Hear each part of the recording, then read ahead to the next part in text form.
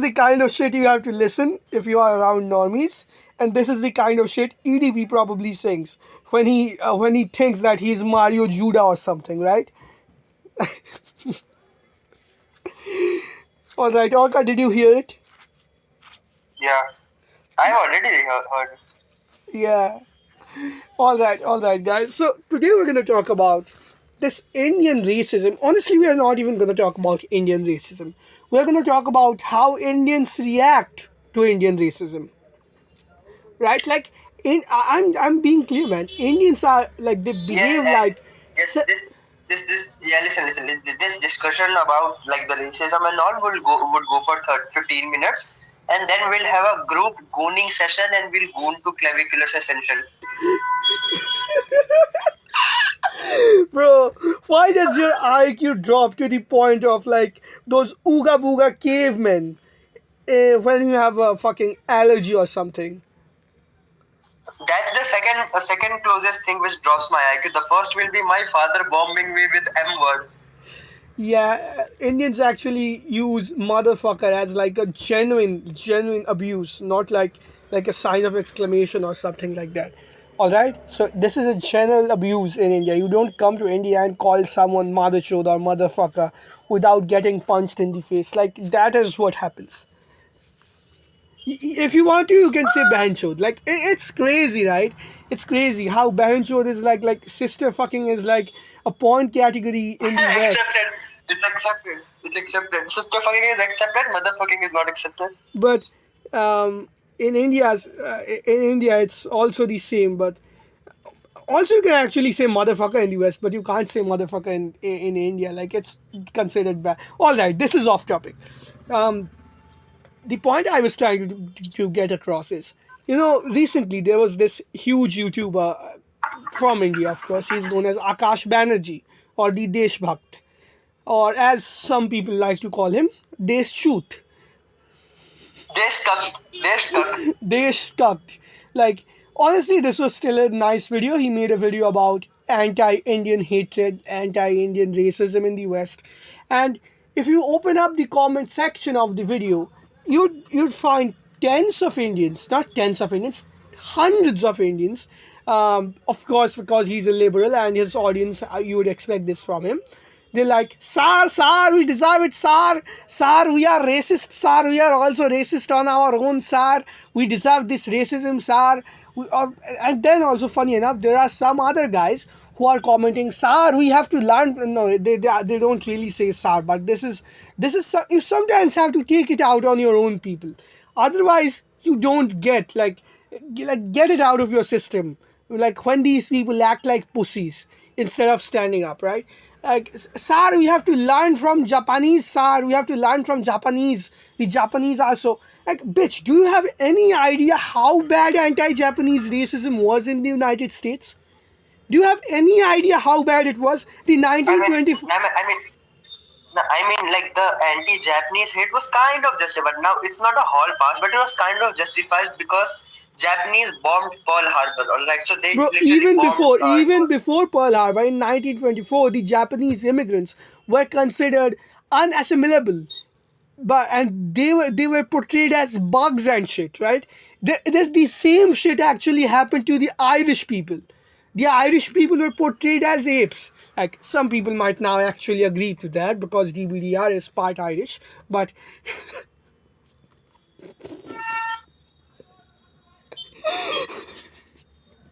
DVDR always catches these strays, man. Like, he always has to. He just has to. Like, this guy has broadcasted his humiliation to the world. Like, how the fuck do you not get, not catch strays all the time, right? So the point is, the Japanese were considered extremely, like, horrible people for a lot of time. Even after the Second World War, there were countless cases of Japanese cars. People who bought Japanese cars, they were like straight up set on fire because it was made by the Japanese. Right? They were called yellow monkeys or some shit like that. I'm not being racist to anyone, but that is literally what these guys were called. Yeah, and now Japan is like, the holy grail, the epitome of how human society should be for a lot of people. But what people don't understand that Japanese has an excellent PR team. Like, if you need to study marketing, right? Just book a one-way ticket to Japan, fly there, and learn marketing, dude. Japan has excellent PR team. Yeah, Like, yeah, yeah. Listen, you know, listen, listen. But this is more important. I would mostly explain this, and you have to drop it. So these Indian guys, they're like, oh, bro, we have the caste system, so we deserve hate. We have to learn from Japan. Like, bro, nobody is ever saying this shit about Japan. Do you have any idea how casteist Japan is? Historically, people who were in menial jobs, their descendants are still ostracized from society. Do you have any idea about the millions of Burakamen in Japan whose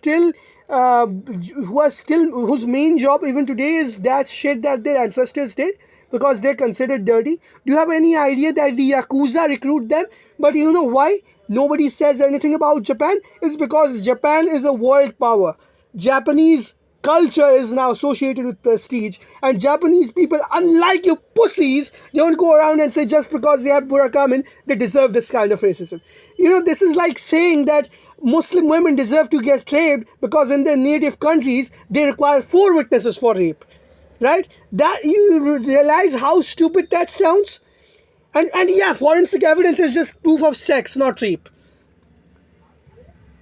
in those countries. yeah, and by the way, woman's testament is half of what a man's testament is.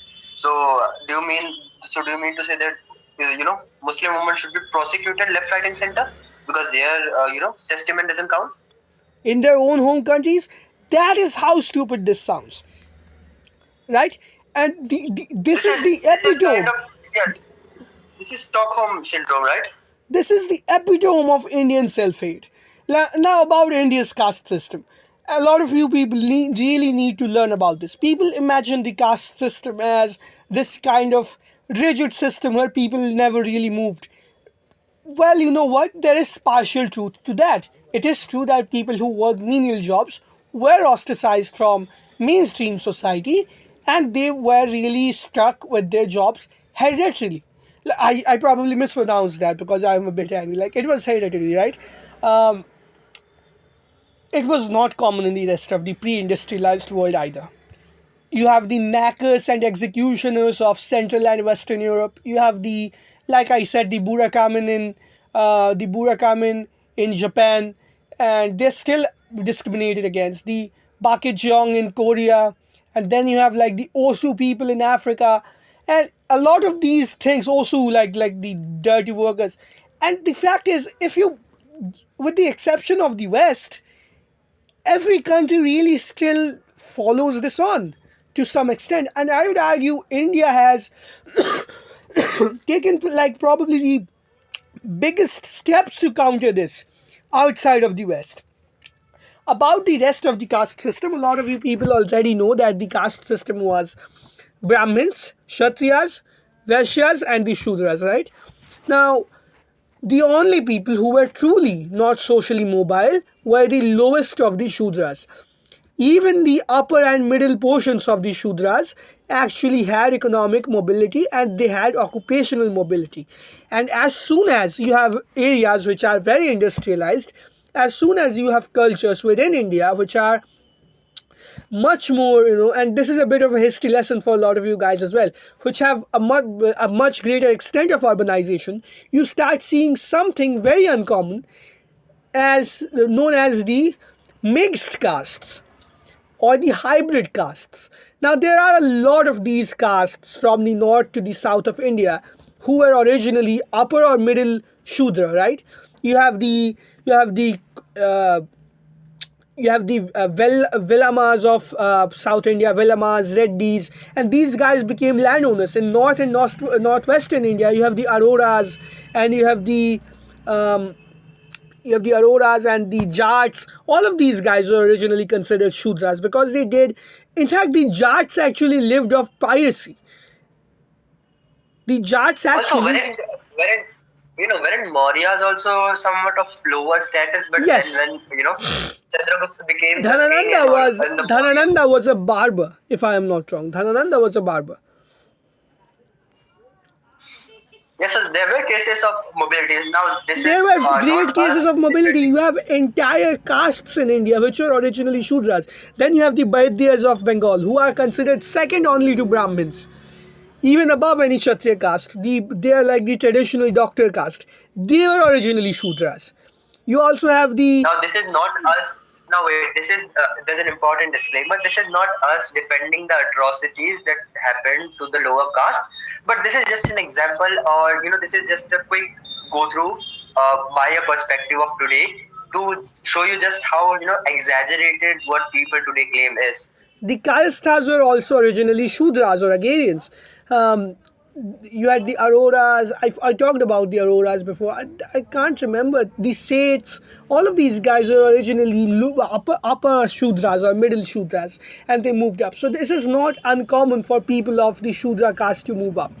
You actually have two of the writers. Now, of course, most probably these were not really the guys, right? Valmiki and Vedvyas. There's scanty proof that Valmiki and Vedvyas were like real people, but their stories actually provide an insight into how the lowest people can change and Hindu society accepts their change. Like Valmiki was quite literally a fucking robber, right? He would rob people. The story of Valmiki, the author of Ramayana, Vedvyas, um, the text itself says that his mom and him, by the way, before his life as the compiler of the Vedas and the author of Mahabharata, was they stank like fish.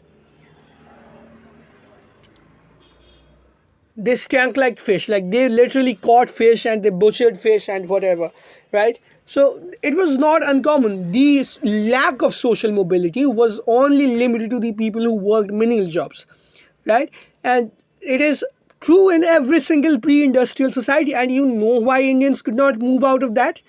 Because when the West industrialized, it industrialized at the cost of India. Britain industrialized at the cost of India. France also, for a few decades, extracted a lot of resources from India. The Portuguese also managed to extract a lot of resources from India. They industrialized at the cost of Indian people, and suddenly the knackers who were also not allowed to use the same church doors, these guys suddenly had honorable and clean professions. Now, instead of being a knacker, you are the sanitation engineer or whatever, right?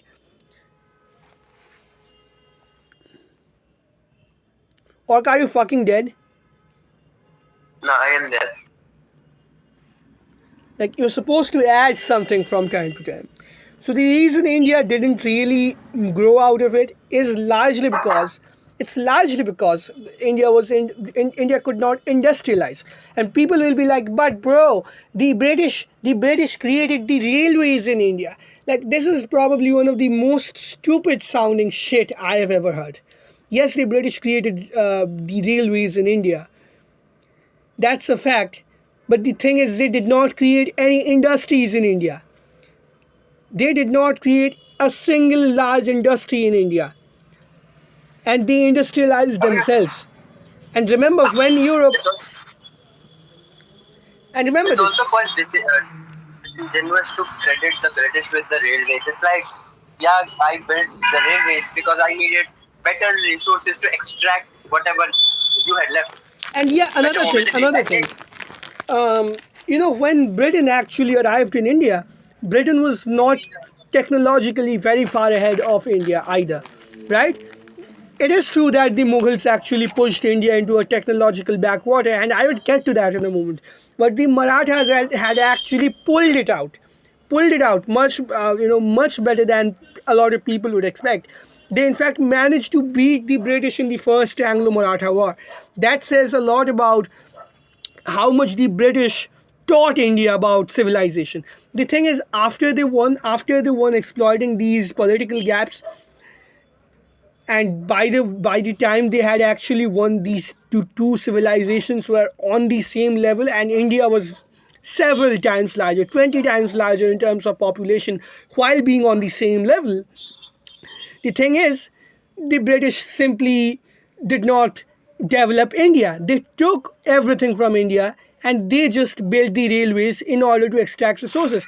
Yes, India might have went from 100 to 150, and like, let's say in terms of relative development points, from 100 to 150 under like 2 centuries of British rule. But you have to understand that the British themselves went from like 100 to 500, 600, right? You have to compare relative growth, because there is no civilization in human history which has no absolute growth. You have to compare relative growth and how someone handles that relative growth, and that success is determined by how much relative growth you achieve as opposed to how much absolute growth you achieve.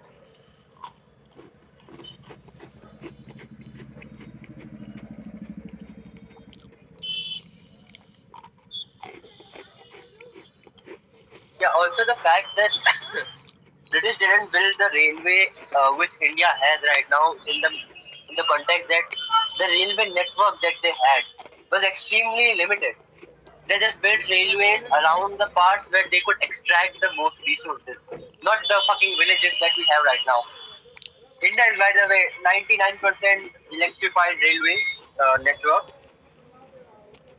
for people who don't know. Now, a lot of people also don't know this, and I recently made a post about it. Some of these guys, man, these Chester Maxes, भाई rail के साथ selfie लेने का कोशिश करते, like they try to take selfies with the trains and then get hit by it.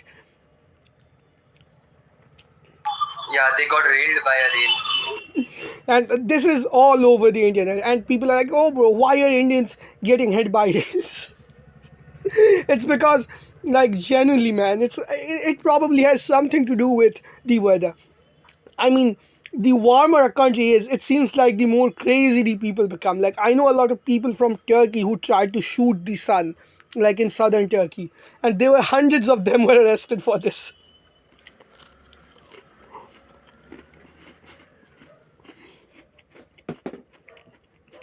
Yeah, so that's it for this issue, I Nah, guess. this is not it. In fact, I'm taking a little bit of a break.